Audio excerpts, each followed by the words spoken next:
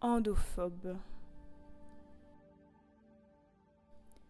pulvérophobe, mythophobe. C'est à partir des phobies que Jeanne Susplugas a commencé à produire plusieurs séries de dessins appelés arbres généalogiques, arbres qui se sont rapidement émancipés du papier pour devenir des peintures murales, comme ici à l'Art des Noms. Mais à la place des prénoms, des noms, des dates de naissance ou encore celles de mort, on trouve des phobies.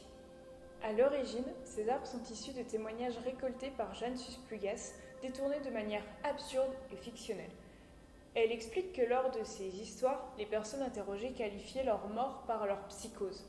L'arrière-grand-père suicidaire, l'oncle dépressif ou encore la cousine agoraphobe.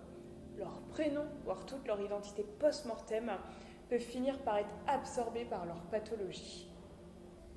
Ces arbres font référence au génogramme, utilisé en thérapie familiale et en psychiatrie. Ils nous rappellent que nous portons les maux de nos familles et la quête pour les dénouer peut être longue et tortueuse. Face à de tels sujets, Jeanne Susplugas utilise l'humour pour garder une certaine distance. Quand on s'éloigne de chaque arbre pour observer l'ensemble de la peinture murale, on distingue une forêt improbable, faite de différents types de végétation.